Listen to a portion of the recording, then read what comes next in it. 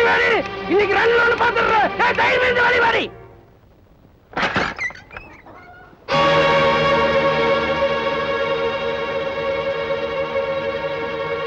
ஏன் பரணி, யாரு இவனுங்க? என்னங்க வேணும் உங்களுக்கு?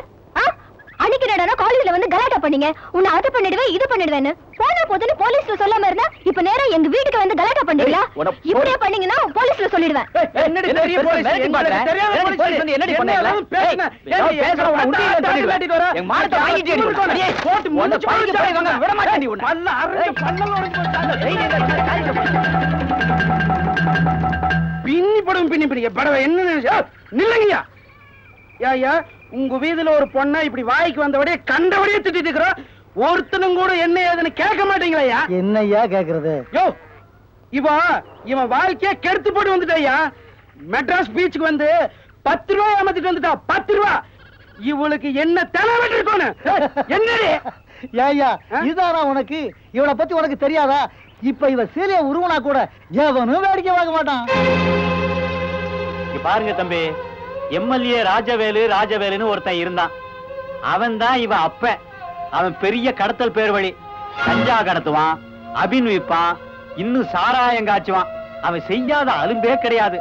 பக்கா கிரிமினல். அப்படி இருந்து கூட எப்படியோ எம்எல்ஏ ஆயிட்டான். பார்த்தா ஒருத்தன் நடுத்தருவுல ஓட விரட்டி வெட்டியே கொண்டான். அப்புறம் என்ன, குடும்பம் நடுத்தரல தான். அதோட அவங்க அம்மா இருக்காள கை குழந்தையோட பிச்சை எடுக்காத கூட தான். அப்புறம் நம்ம ஒரு பழைய வாத்தியார் தான் போனா போகுதுன்னு இந்த பொண்ணை படிக்க வச்சு காப்பாத்திட்டு இருக்காரு. நீ என்னத்தான் கத்தினாலும் ஒருத்தனும் ஒண்ணும் கேட்க மாட்டான். இத பாருங்க தம்பி, நீங்க எவ்வளவுதான் திட்டினாலும் அதுகளுக்கு உரைக்காது. ஏன்னா உப்பு கூட கடையில வாங்கி திங்காதுங்க, கடனா வாங்கிதான் திங்குதுங்க. பின்ன எப்படி உரைக்க போகுது? ஏண்டி பரணி, உங்க அம்மா தான் அதையும் இதையும் சொல்லி கடனை வாங்கி காலத்தை ஓட்ட. நீ என்னடானா இங்கே இருந்து மெட்ராஸுக்கு போய் 10 ரூபாயை ஏமாத்திட்டேடி. ஏண்டி இப்படி ஊரா ஏமாத்துறதுக்கு உள்ளூருக்குள்ளேயே தப்பு பண்ணா நல்லா இருக்கலாமே.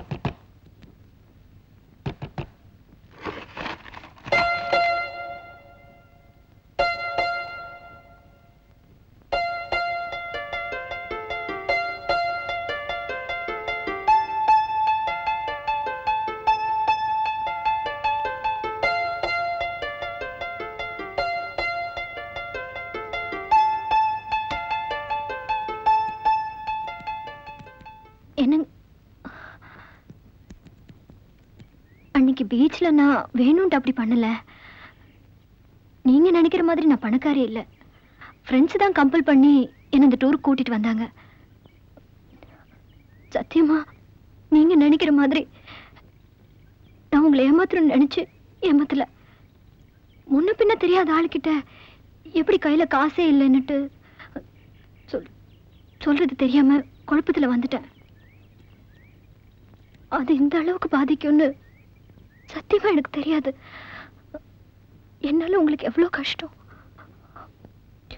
ரொம்ப வருத்தப்படுறேங்க. நான் மட்டும் இல்ல, எங்க அம்மாவும் ரொம்ப வருத்தப்பட்டாங்க. 2 பேரும் சேர்ந்து வந்து உங்ககிட்ட மன்னிப்பு கேட்கலான்னு தான் இருந்தோம்.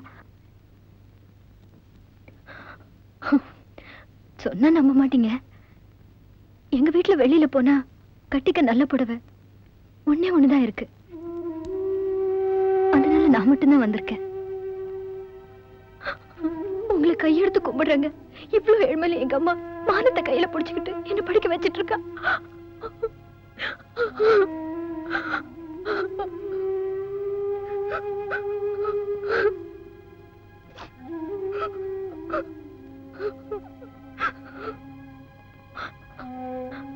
படிப்பு போனாலும் பரவாயில்லைங்க. உங்க படிப்பு போன மாதிரி என் படிப்பும் போகணும்னு என்ன அவமானப்படுத்தணும்னு நினைச்சா நானே அந்த படிப்பை விட்டுடுறேங்க. தயவு செஞ்சு என்ன ஒண்ணும் பண்ணிடாதீங்க. எனக்கு படிப்பை விட மானம் தான் முக்கியம்.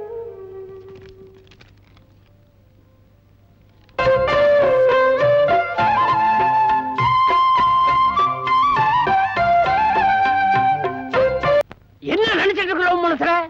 ஒரு போட்டோ கடைக்கார என்ன பார்த்து நெட்டு குத்தரா ஒரு கேள்வி கேட்கறான், என்ன விஷயம்னு. அந்த அளவுக்கு மூஞ்சி தூக்கி வச்சு உட்கார்ந்திருக்க. இல்ல இந்த கல்யாணத்துக்கு பிரியப்பட்டு தானே என் கூட வந்த, அப்புறம் ஏன் இப்படி எல்லாம் பண்ற? அவளை வற்புறுத்தாதீங்க வாத்தியாரையா. அவ இஷ்டப்பட்டவனைய கட்டிக்கிட்டு சந்தோஷமா வாழட்டும். நான் எங்கேயாவது குளமோ குட்டையோ பார்த்து செத்து பாருங்க, நீங்க யாரும் எனக்கு ஒண்ணும் சாக வேண்டாம். நானே செத்து போயிடுறேன். அப்பதான் உங்களுக்கு எல்லாருக்கும் நிம்மதி. ஏமா நேத்து வந்து எவனோ ஒருத்தனுக்காக உங்க அம்மாவையே தூக்கி எறிஞ்சு பேசுறீங்க, இது உனக்கே நல்லா இருக்கா? நீங்க பண்றது மட்டும் உங்களுக்கு நல்லா இருக்கா? இந்த விறகு வெட்டி வேண்டாம், உன் மகளுக்கு அமெரிக்கா மாப்பிள்ளை கட்டி வைக்கிறேன்னு சொல்லிட்டு ஒண்ணும் தெரியாத எங்க அம்மா மனசு கெடுத்துட்டீங்களே, அது மட்டும் உங்களுக்கு நல்லா இருக்கா? யாரிடும் உங்க அப்பனா உன்னை காப்பாத்துறான். உனக்கு பேரு வச்சவரே இவர் தாண்டி. இல்ல வாத்தியாரையா, நீங்களும் உங்க சம்சாரமும் தாயும் தகப்பனுமா இருந்த காப்பாத்துறீங்க. நான் பெத்து போட்ட தரித்திரம் நீங்க எதுக்காக இதுகிட்ட இருந்து பேச்சு வாங்கணும்? விட்டு தொலைங்க, எக்கேடு கெட்டு போகட்டும்.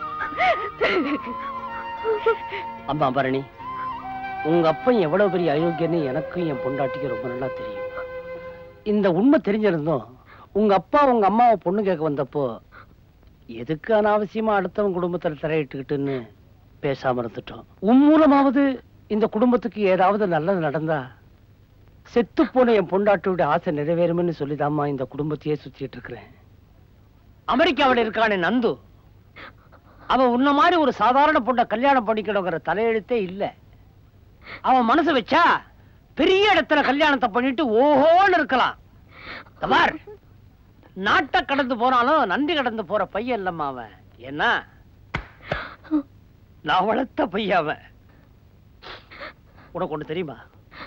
வெளிநாட்டுல படிக்கணும்னு பிரியப்பட்டப்போ அமெரிக்கா போறதுக்கு சிபாரிசு கடிதம் வேணும்னா, அப்போ உங்க அம்மா உங்க அப்பாவுக்கு தெரியாம அவர்கிட்ட இருந்தே ஒரு சிபாரிசு கடிதம் வாங்கி கொடுத்ததை பார்த்த உடனே அந்த பையன் என்ன தெரியுமா சொன்னா? இந்த ஒரு உதவி போதுமே, இந்த அம்மாவுக்கு நான் என்ன வேணாலும் செய்ய தயாரா இருக்கேன்னு சொன்ன அவன் மனுஷனா? உங்க அப்பனை ஒருத்தன் கொன்னே போட்டா, செத்தாச்சு. எவ்வளவு பெரிய அவமானம், எவ்வளவு பெரிய கேவலம், எவ்வளவு கஷ்டம், அத்தனையும் தாங்கிட்டு உன்னை வளர்த்து ஆளாக்கி பாவத்தால குடிஞ்சு இருக்கிறாங்களே இந்த அம்மா.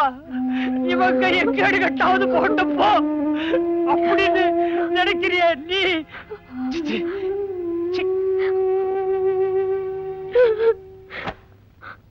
கடைசியா உனக்கு ஒரு வார்த்தை சொல்றேன். நீ அந்த ஆனந்தத்தை கல்யாணம் பண்ணிப்பேன்னு முடிவு பண்ணிருந்தா நீ அவனையே கல்யாணம் பண்ணிக்க. நீயும் கஷ்டப்படு, அவனையும் கஷ்டப்பட விடு.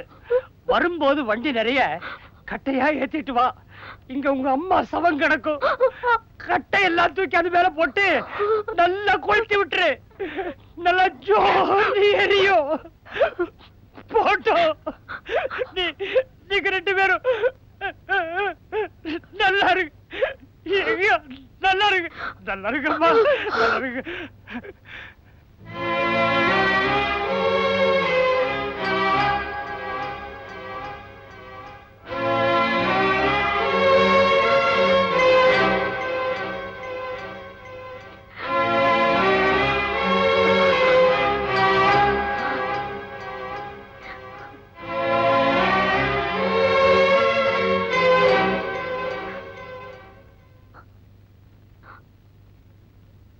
ஐயா, வாத்தியாரையா,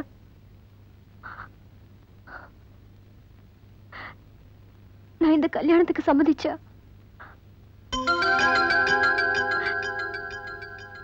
எனக்கு ஒரு சத்தியம் பண்ணி கொடுப்பீங்களா? என்னம்மா நீ? இந்த வார்த்தை சத்தியம் தவற மாட்டாமா. நீ என்ன கேட்டாலும் அதை நிறைவேற்றாம இந்த கிழவன் சாக மாட்டாமா. இது சத்தியம். போதுமா?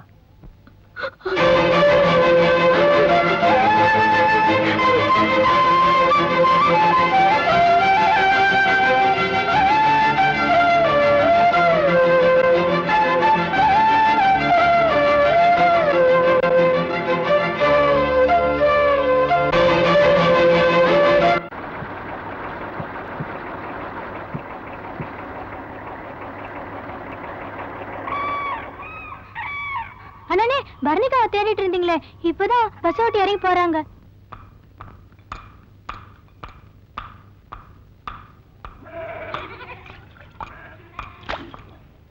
ஏண்டி முத்தம்மா கஜாலிங்க வரனுக்கு நம்ம பாத்து கல்யாணம் ஏற்பாடு பண்றோம் போல் இருக்கு.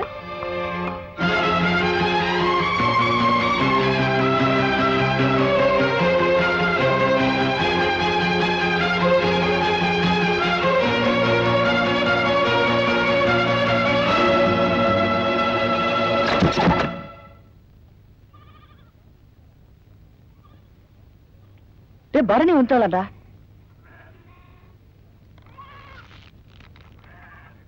டேய் ஜனா, டேய் ஏன்டா நோவு மாதிரி இருக்க? என்ன உடம்பு சரியில்லையா? டேய் என்னடா ஆச்சு? நீ அவளை பாத்தியாடா? எங்க போயிருந்தாங்களாடா? டேய் நீ அவளை மறந்துட்டான். பரணி அந்த அமெரிக்க மாப்பிள்ளை கட்டிக்கு போறலாமா? என்னடா சொல்ற? ஆமாண்டா, ஒருவேளை சோத்துக்கே கஷ்டப்படுறவங்க அமெரிக்க மாப்பிள்ளைன்னு மயங்கிட்டாடா. பாஸ்போர்ட் விசா ஏற்பாடு பண்ணத்தான் டவுனுக்கு போயிருந்தாங்களாம்மா. டேய் நீ நினைக்கிற மாதிரி அவன் நல்லவில்லடா. அவன் உன்னை காதலிக்கலையாமா, வெறும் ஃப்ரெண்ட்ஷிப் பத்த பழகினாலம்மா. டேய் நீ பெரிய நடிகன்டா, அவுத்து விடுறதுக்கு ஒரு அளவு வேணும்டா.